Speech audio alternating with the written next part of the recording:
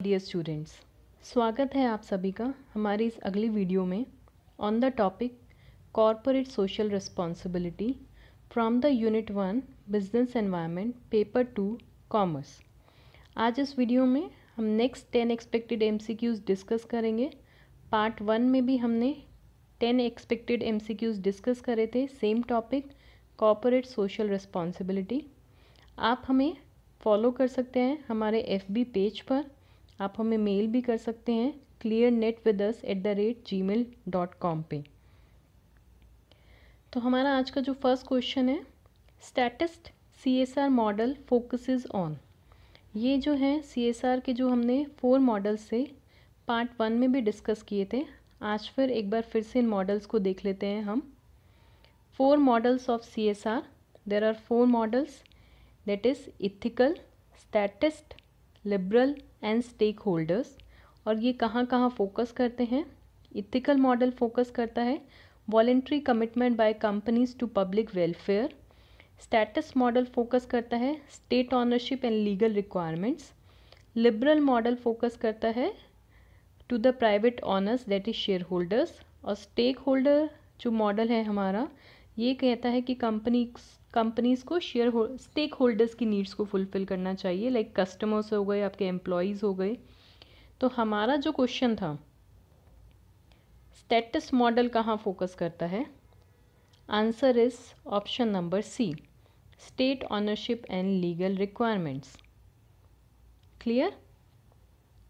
Now question number 2, how much of average net profit should a company spend on CSR activities as stipulated by the companies act. Companies act ने कितना mention करा हुआ है कि आपको average net profit का आपको अपनी CSR एक्टिविटीज़ पे स्पेंड करना पड़ेगा। And the answer is option number A, that is 2%। इसके बारे में थोड़ा सा देखें, अगर हर कंपनी, क्वालिफाइंग कंपनी जो है, उन्हें एटलीस्ट 2% जो है स्पेंड करना पड़ेगा नेट प्रॉफिट का। और नेट जो एवरेज नेट प्रॉफिट है वो आप कहाँ से कैलकुलेट करेंगे? लास्ट 3 ईयर्स के प्रीसीडिंग जो भी आपके फाइनेंशियल ईयर है 3, वहाँ से आप एवरेज नेट प्रॉफिट निकालेंगे, उसका एटलीस्ट 2% आपको CSR एक्टिविटीज़ पे स्पेंड करना है। This statement is also very important. जो आप CSR पे एक्सपेंडिचर कर रहे हैं, it does not form part of business expenditure, it is not part of your business expenditure. तो हमारा यहाँ पर आंसर है 2%। कंपनीज़ को कम से कम 2% है जो CSR एक्टिविटीज़ पे स्पेंड करना होगा as per provisions of companies act 2013। Next, who propose pyramid CSR model? Pyramid CSR model किसने प्रपोज किया था? ये भी हमने पार्ट 1 में भी डिस्कस किया था। तो कैरल ने प्रपोज किया था पिरामिड मॉडल ऑफ CSR। यहाँ पर इन्होंने 4 रिस्पॉन्सिबिलिटीज़ की बात करी है, फिर से देख लेते हैं। Economic, legal, ethical and philanthropic responsibility. तो हमारा जो क्वेश्चन है वो ये है कि हु प्रपोज दिस मॉडल? तो हमारा जो आंसर है दैट इज़ बी, कैरल ने प्रपोज किया था pyramid CSR model. Now question number 4, under which schedule CSR policies activities are mentioned? CSR policies activities की शेड्यूल के अंदर मेंशन है। तो मैं आपको पहले शेड्यूल दिखा देती हूँ, शेड्यूल नंबर 7। यहाँ पर बच्चे मेंशन है एक्टिविटीज़ जो कंपनीज इंक्लूड कर सकती हैं अपने CSR पॉलिसीज़ या प्रोग्राम्स में। तो यहाँ पर एक लिस्ट प्रोवाइड करी है उन्होंने, कंप्लीट 12 आइटम्स की एक लिस्ट है, आप देख सकते हैं। Rural development projects, slum area development, disaster management. तो मैं PM केयर्स फंड में आपको सजेस्ट करूँगी कि एक बार इस लिस्ट से ज़रूर गो थ्रू करिएगा। एग्ज़ाम में इस लिस्ट में से क्वेश्चन फ्रेम आउट किया जा सकता है। Training to promote rural sports, eradicate hunger, promoting education, COVID-19 के ऊपर अगर आप स्पेंडिंग कर रहे हैं, that is also part of CSR activities. तो ये जो हमारा क्वेश्चन था बच्चे, वो किस शेड्यूल में मेंशन किया गया है? और answer is option number C, schedule number 7 में मेंशन किया गया है। ठीक है, option C is your correct answer. Question number 5th, what are the components of 3CSR model given by John Meehan, Karen Meehan and Adam Richards. इन्होंने एक model दिया है 3CSR, 3C social responsibility model, और उसमें हमें बताना है question के अकॉर्डिंग ये 3C क्या रिप्रेजेंट कर रहे हैं। Commitment, connection, consistency, commitment, communication and clarity, connection, comprehension and consistency, commitment, connection and communication. तो उससे पहले मैं आपको एक बार मॉडल दिखा देती हूँ जो उन्होंने प्रपोज किया है। First commitment, then connection and then consistency. तो commitment, connection, consistency, commitment, connection and consistency. तो अगर हम अपने ऑप्शन दोबारा क्वेश्चन पर जाएं तो जहां मुझे दिख रहा है option number A, commitment, connection and consistency, तो ये जो है 3C को रिप्रेजेंट कर रहे हैं। Commitment, connection and consistency 3CSR model बोलते हैं। इसके ऊपर भी क्वेश्चन आ सकता है किसने प्रपोज किया ये model. John Meehan, Karen Meehan and Adam Richard ने प्रपोज किया है ये मॉडल। तो कमिटमेंट, कनेक्शन एंड कंसिस्टेंसी बार बार रिपीट कीजिएगा, माइंड में सेट हो जाएगा आपके। Then question number 6, intersecting circles model है, ये भी एक CSR का प्रपोज किया है। यहाँ पर हमें बताना है कि इस मॉडल में कौन कौन से कंपोनेंट्स इंक्लूड हैं। Legal, moral, economic, legal, social and moral, economic, moral and consistency, legal, social and economic. तो उसके लिए भी पहले मैं आपको मॉडल दिखा देती हूँ। Economic, legal and moral, intersecting circles model, IC model भी बोल देते हैं इसको, ऑफ CSR, इंटरसेक्टिंग सर्कल्स। ये एक वैन डायग्राम की तरह बना हुआ है। तो यहाँ पर जो है लीगल, इकोनॉमिक एंड मोरल की बात करता है मॉडल। तो option number A is our correct answer, LME, legal, moral and economic. ये हमारा है intersecting model of CSR, IC model of CSR। Then है हमारा question number 7, who said that the social responsibility of business is to increase its profit. किसने बोला है कि business की रिस्पॉन्सिबिलिटी जो है वो सिर्फ प्रॉफिट को इंक्रीज़ करना है। हमारा आंसर जो है इस क्वेश्चन का that is option number C, Fridman ने कहा है। उन्होंने बोला कि कंपनी की जो रिस्पॉन्सिबिलिटी है वो सिर्फ है प्रॉफिट को इंक्रीज़ करना, शेयर होल्डर्स के लिए वैल्यू को इंक्रीज़ करना। Then question number 8, CSR activities include, CSR के अंदर एक्टिविटीज़ के अंदर हमारा क्या क्या इंक्लूड होता है, जो मैंने आपको शेड्यूल 7 की लिस्ट दिखाई थी। Training to rural sport, yes. Protection of national heritage, art and culture, yes.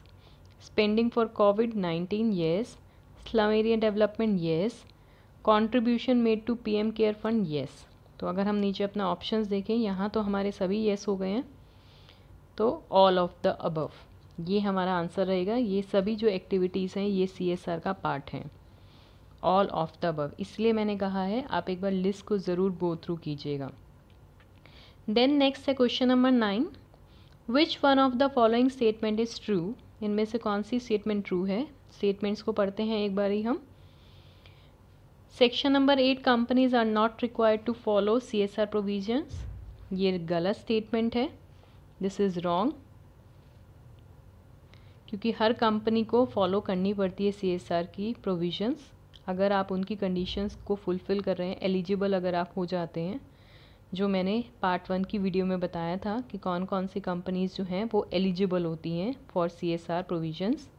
Section 135 में ये बताया गया है। पार्ट 1 में हमने ये डिस्कस किया था, नेट वर्थ के बारे में बताया था, टर्नओवर के बारे में बताया था, नेट प्रॉफिट के बारे में बताया था। तो उसके लिए आप पार्ट 1 भी देखिएगा। Then expenditure on CSR forms part of business expenditure, again no, wrong. जो एक्सपेंडिचर होता है CSR एक्टिविटीज़ के ऊपर वो बिजनेस एक्सपेंडिचर का पार्ट नहीं होता है। देन C, CSR प्रोजेक्ट्स और प्रोग्राम्स और activities that benefit only the employees of the company and their families shall be considered as CSR activities, no। अगर सिर्फ आप एम्प्लॉयज़ और उनकी फैमिलीज़ के लिए स्पेंडिंग कर रहे हैं और प्रोग्राम सेटअप कर रहे हैं तो it is not part of CSR activities. तो यहाँ पर बच्चे हमारा क्या होगा ऑप्शन, इनमें से एक भी स्टेटमेंट हमें ट्रू नहीं मिली है, तो यहाँ पर हमारा जो आंसर है that is D, none of the above. तो एक हर स्टेटमेंट को रीड कीजिए, समझिए उसका मीनिंग और उसके अकॉर्डिंगली आंसर कीजिए। लास्ट जो हमारा क्वेश्चन है, मैच द फॉलोइंग। ये कुछ हमें थ्योरीज दी गई हैं एक कॉलम में, instrumental, political, integrative and ethical, और हमें इनको मैच करना है। Shareholders theory, corporate citizenship, stakeholder management and sustainable development. तो उससे पहले मैं आपको थ्योरीज का एक और डायग्राम दिखा रही हूँ। थ्योरीज ऑफ CSR, यहाँ पर 4 थ्योरीज में डिवाइड किया गया है CSR की।